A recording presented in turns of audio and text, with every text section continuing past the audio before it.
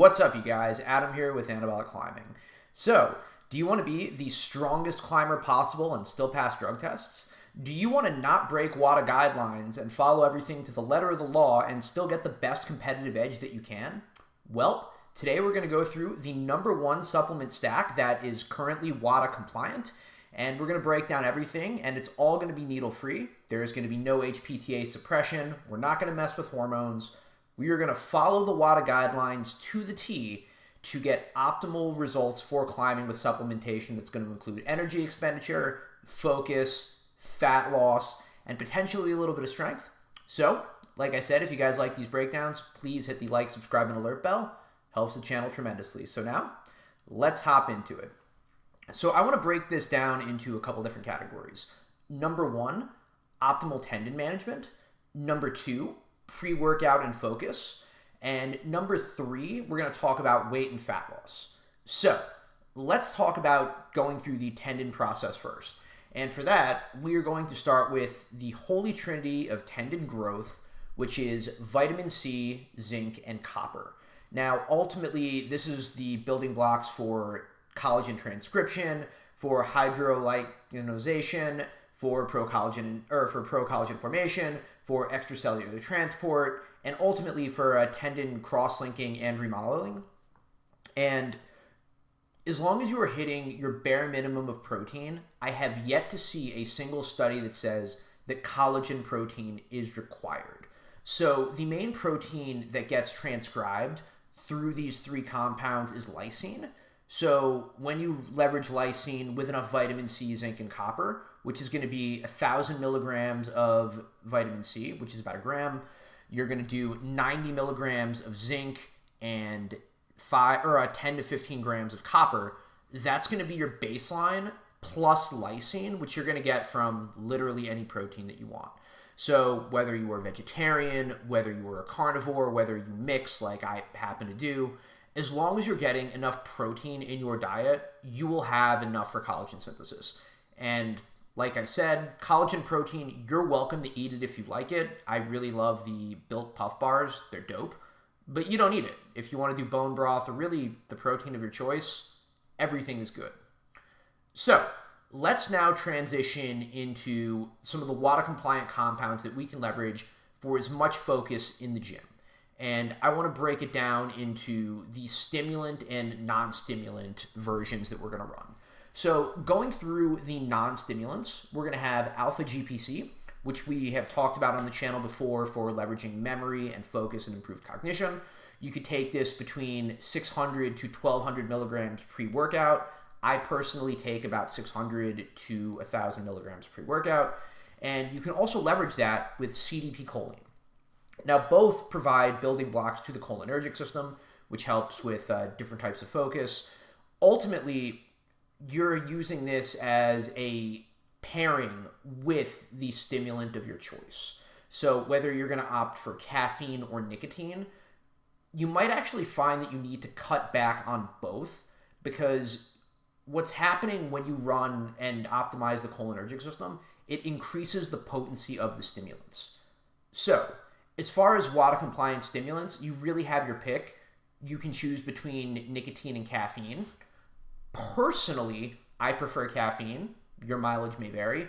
I will warn you, if you guys do opt for the nicotine route, the choline plus nicotine is super, super powerful.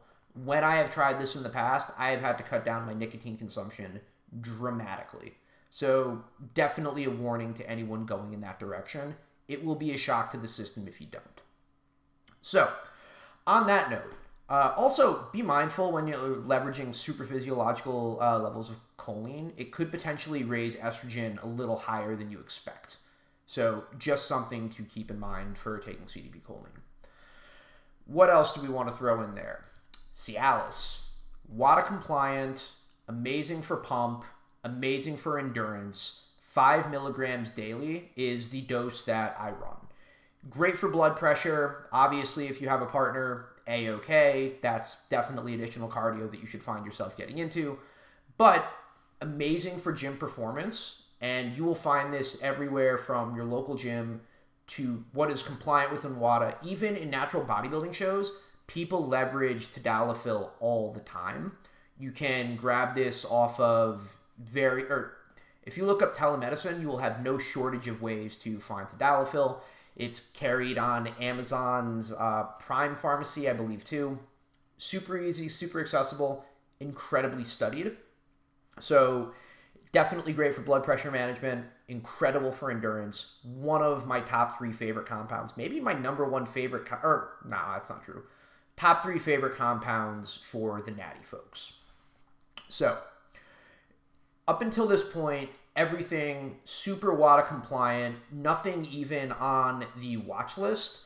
Everything that I've said up until this point, likely to be legal and remain legal and WADA compliant going forward. I want to mention 2 compounds from here on out that are not banned yet, but one is on the watch list and one I am almost 1000% sure is going to be on the watch list and later banned, and I'll explain why. So, the first, Semiglutide. Realistically, any of the GLP-1s is optimal. Personally, I have ran retatrutide to exceptional success.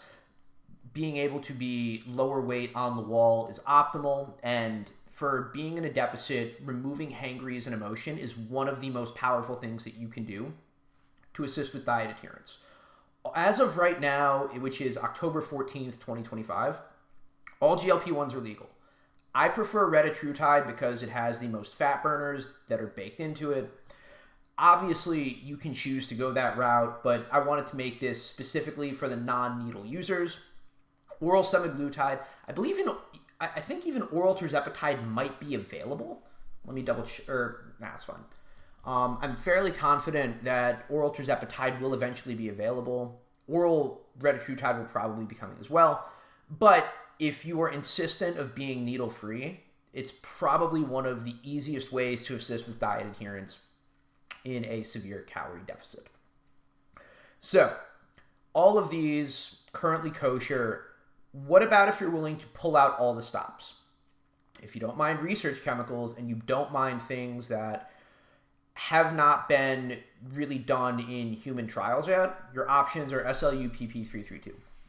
This has been something that I have tested pretty extensively. I've ran this for 2 weeks and then 8 weeks. In both cases, I had better blood markers on my A1C and my LDL. I've definitely noticed an acute increase in endurance in a dose-dependent manner. When I've ran this at 500 micrograms, noticeable increases in cardiovascular strength. When I have taken this at the 2 and then 7 milligram doses, noticeable increases. So in a 1 week span, I was trying the assault bike. And I did it at 3 minutes on day 1. Tested it with MOTC, which is another mitochondrial support compound that is currently banned by WADA. No increase in cardiovascular strength on that day. Popped 500 micrograms of SLU. Boom. My assault bike performance went up to 5 minutes. Then tried it again on 7 milligrams and had 6-minute increase on my assault bike performance, and this is over the course of about 5 days. That is how quickly I was able to ramp up, and I was dramatically less tired and fatigued on the 7 milligrams than I was on either the natural or on the MOTC. The increase in performance is noticeable. I find that effect on the wall as well, not just in cardio. I find that personally I am pumped less. Now, even though I have not seen any sort of deleterious effects in the literature, anecdotally, I've heard of folks having heart racing issues. I did feel an elevated heart rate at one point, but nothing that caused concern, nothing that I was not able to ultimately handle in the workout, and definitely something that cleared very quickly. But that's the only thing I've heard anecdotally on the forums. I have seen nothing about this in the medical literature. I don't think it is likely to be cancerous, but the research is kind of out. On some of the mitochondrial support compounds, they seem to be cancer preventative. But ultimately, whenever you feed fuel to the mitochondria for more cell replication, that could be one of those things that is a byproduct. It's too soon to tell. We still haven't had really long-term animal testing or even long-term human testing. So in short-term bursts, seems to be either benign to beneficial, but again, way too soon to tell. I'm going to continue to do testing on this myself, but it is currently not on Wada's watch list. I would bet my car that this thing is going to be banned sooner rather than later, as soon as Wada gets wind of this. So just be mindful. But I just want to recap this for all of the folks that are curious. This is the stack. Ultimately, you'd be looking at 500 milligrams or 600 to 1200 milligrams pre-workout of alpha GPC, 500 milligrams of CDP choline, which with an optional pairing with nicotine, Lcarnatine for both endurance and fat loss at 500 milligrams to a gram, either orally or injectably, intramuscularly or subcutaneous, 100 to 200 milligrams of caffeine pre-workout, 5 milligrams of cialis, preferably pre-workout, but taken daily. Daily, 1 gram of vitamin C, 90 milligrams of zinc, 10 to 15 milligrams of copper, and the optional semiglutide dose of your choice, starting super low and potentially bumping up as required for diet adherence, and 500 micrograms to up to 5 milligrams of SLUPP332 per day. Now, in the medical literature that we've seen on rodents, they were able to tolerate up to 2 milligrams per kilogram. I am not comfortable going that high yet until I see research, but that's the dosing. There are folks that have taken it and swear that they have lasers coming out of their eyes. When I look at the cardio performance that I am able to input on essentially what's probably like a quarter dose of upper tolerable, it works, man. It's definitely a PED in my mind for a reason. So that's going to do it for the half natty Wada approved stack that ultimately folks could run as of taping this in October of 2025. As always, do not break the rules if you are in tested competition. That is super important. But yeah, be safe, good luck, have fun climbing, and happy sending. I'm Adam with Anabolic Climbing, and I will see you guys in the next one. Cheers.